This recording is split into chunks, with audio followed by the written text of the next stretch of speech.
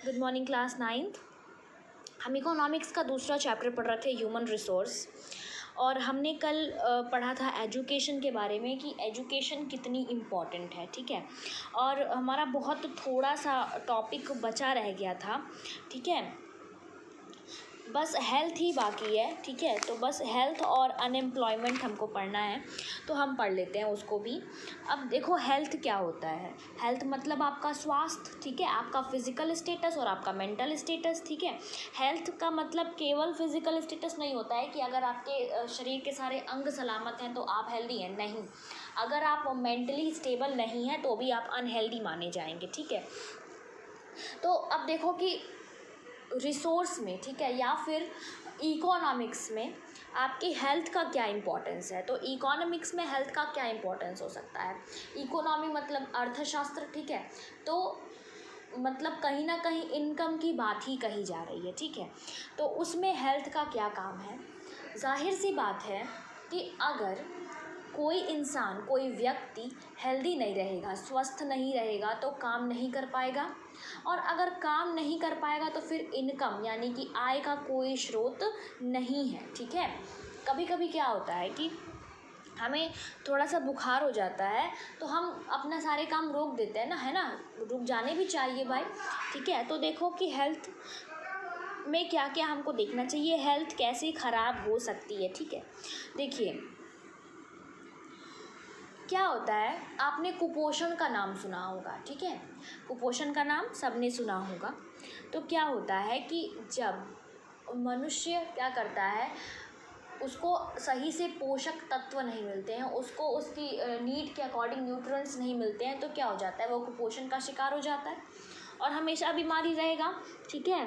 तो इकोनॉमी पे बुरा असर पड़ेगा उसका, है ना। और अगर कोई इंसान स्वस्थ रहता है, ठीक है, वो हेल्दी रहता है, तो वो क्या करेगा, अपने स्किल्स को पहचानेगा कि मेरे अंदर ये खूबियाँ हैं, मेरे अंदर ये गुण है, मैं ये काम कर सकता हूँ। अपनी योग्यताओं को पहचानेगा, अपनी एबिलिटीज़ को पहचानेगा, है ना। तो उसके अकॉर्डिंग वो काम करेगा, ठीक है, और अपनी इनकम को अच्छी करेगा। और अगर उसकी इनकम अच्छी होगी तो फिर हमारी क्या होगी, अच्छी, हमारी इकोनॉमी अच्छी होगी, है ना। तो यही होता है हेल्थ का जो बेनिफिट होता है इकोनॉमी को लेके, वो यही होता है, ठीक है। देखिए यहाँ पे फिगर दिया हुआ, एक हेल्थ सेंटर बना हुआ है और यहाँ पे क्या हो रहा है, बच्चों का चेकअप किया जा रहा है। तो देखिए सरकार इसके लिए भी, जिस तरह से सरकार, मैंने कल आपको बताया था कि बहुत सारी योजनाएं आई थी शिक्षा को लेकर, एजुकेशन को लेकर, उसी तरह से हेल्थ को लेकर भी बहुत सारी योजनाएँ बनाई गई, ठीक है। मतलब कि कैंप्स लगाए गए, ठीक है। बच्चों को बिना किसी पैसे के उनका रेगुलर चेकअप किया गया कि उनके अंदर कोई कमी तो नहीं है, ठीक है। तो बहुत सारी चीज़ें की गई। और हेल्थ का सबसे बड़ा रोल यही है कि अगर लोग बीमार रहेंगे, ठीक है, तो क्या करेंगे, इकोनॉमी तो वैसे ही वैसे जानी ही जानी है, ठीक है। तो इकोनॉमी अच्छी रखने के लिए एजुकेशन और हेल्थ दोनों बहुत ज़्यादा इम्पॉर्टेंट है आपका, ठीक है।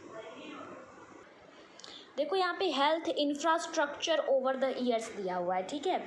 यहाँ पे आपके अलग अलग वर्षों के अलग अलग जो हेल्थ इंफ्रास्ट्रक्चर है वो दिया हुआ है, ठीक है। देखिए क्या दिया है। पहला दिया है जो आपके कुछ CHCs हैं, PHCs हैं, ठीक है। ये एक प्रकार के हॉस्पिटल्स हैं। तो 2013 में इनकी संख्या ये थी। डिस्पेंसरीज एंड हॉस्पिटल्स ये थे। बेड्स, ठीक है, मतलब सरकारी अस्पतालों में जो बेड्स होती हैं वो ये थी। रजिस्टर्ड डॉक्टर्स इतने थे और नर्सिंग पर्सोनल इतना था, ANM, RM, LHV, ठीक है। तो ये सारे आप चीज़ें खुद देखना, ठीक है। उसके बाद देखिए अनएम्प्लॉयमेंट क्या होता है। अनएम्प्लॉयमेंट मतलब कि बेरोजगारी, ठीक है। जब बेरोजगारी किसे कहते हैं, जब व्यक्ति के पास रोजगार ना हो, मतलब कि अपनी जीवन यापन करने के लिए, ठीक है, क्या हो, जीविका चलाने के लिए वो योग्य ना हो, तो क्या बोलेंगे, अनएम्प्लॉयमेंट बोलेंगे, ठीक है।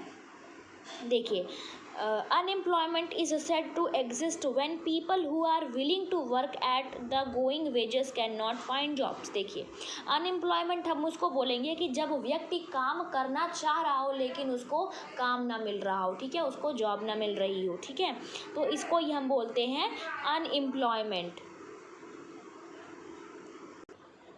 अब देखिए, अनएम्प्लॉयमेंट होता कितने तरह का है। तो अनएम्प्लॉयमेंट आपका होता है दो तरह का, एक होता है सीजनल अनएम्प्लॉयमेंट और दूसरा होता है डिसगाइज्ड अनएम्प्लॉयमेंट, ठीक है।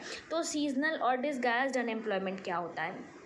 देखिए, सीजनल एम्प्लॉयमेंट वो होता है कि जब एक व्यक्ति को साल के कुछ महीनों में या कुछ समय में क्या ना मिल रहा हो, काम ना मिल रहा हो, ठीक है, उसे जॉब ना मिल रही हो, तो हम उसको बोलते हैं सीजनल अनएम्प्लॉयमेंट। और डिसगाइज्ड अनएम्प्लॉयमेंट क्या होता है कि लोगों को मतलब जैसे आप ये नहीं कह सकते कि वो काम नहीं कर रहे हैं, वो काम कर रहे हैं लेकिन उस काम के बदले उन्हें कुछ मिल नहीं रहा है, ठीक है। जैसे मैं बताती हूँ कि मान लो एक फील्ड है, ठीक है, एक खेत है, वो उसको कौन चला रहा है? एक परिवार चला रहा है, ठीक है। उस परिवार में कितने लोग हैं? 8 लोग हैं, ठीक है, 8 लोग काम कर रहे हैं। अब क्या होता है कि जो ज़मींदार है, मान लो वो ये कह रहा है कि मैं 5 लोगों को क्या दूंगा? 5 लोगों की सैलरी दूंगा, ठीक है। अब वो परिवार के 5 लोग उसमें काम कर रहे हैं, ठीक है, लेकिन वो 5 लोग क्या कहते हैं कि अगर हम अपने परिवार के 3 लोगों को और बुला लें, 3 जो बचे हैं, तो हमारा काम आसानी से हो जाएगा, ठीक है।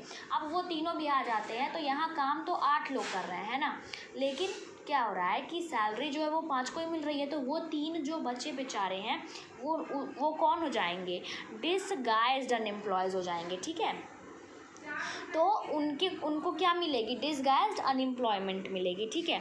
इतना आप जान गए। अब मेरी बात ध्यान से सुनो, मैंने जो कॉन्सेप्ट था, कॉन्सेप्ट आपको बता दिया है, ठीक है। अब अगर इस कॉन्सेप्ट में किसी को कोई इशू आता है तो आप मुझे इन्फॉर्म करो, लेकिन आपका क्या काम है कि इस चैप्टर में जितनी भी स्टोरीज़ दे रखी हैं वो स्टोरीज़ आपको खुद ने पढ़नी है, ठीक है। वो मैं आपको नहीं पढ़ाऊँगी, वो आप खुद पढ़ेंगे, ठीक है। और इसमें डिसगाइज्ड अनएम्प्लॉयमेंट और सीजनल अनएम्प्लॉयमेंट के बहुत सारे एग्जाम्पल्स दे रखे हैं, ठीक है। तो आप वो सारे एग्जाम्पल्स खुद पढ़ो। अगर कहीं पे भी कोई डाउट आता है तो आप तुरंत कमेंट सेक्शन में मुझे कमेंट करिए, मैं वो सारे एग्जाम्पल्स आपको दोबारा से समझा दूँगी, ठीक है। और इस चैप्टर का जो एक्सरसाइज है, जितने भी क्वेश्चन आंसर हैं, आपको ऐप पे अवेलेबल हो ही चुके हैं, ठीक है, पहले ही अवेलेबल हो गए थे। देखो, अब हमको इसमें तीसरा चैप्टर नहीं पढ़ना है, ठीक है। इसमें टोटल चैप्टर्स ही कितने हैं? 4 चैप्टर्स हैं, मे बी, हाँ 4 चैप्टर है, तो 2 हमने ऑलरेडी फिनिश आउट कर लिया है, ठीक है। तो ये हमारा हाफ ईयरली का कोर्स कंप्लीट है, आप मानो, ओके। अब इसके बाद जो आपके लिए वीडियो आएगी वो सिविक्स का चैप्टर 2 आएगी, ठीक है, और उसके नोट्स आएंगे, ठीक है। तब तक के लिए पढ़ते रहिए, सारे एग्जाम्पल्स पढ़ लीजिएगा, जितनी स्टोरीज़ दी यहाँ पे, स्टोरी ऑफ अ विलेज दी है, जितनी भी स्टोरीज़ दी हैं सारे स्टोरीज़ आप पढ़ लीजिएगा, ठीक है, कुछ भी छोड़िएगा मत, okay. Have a nice day.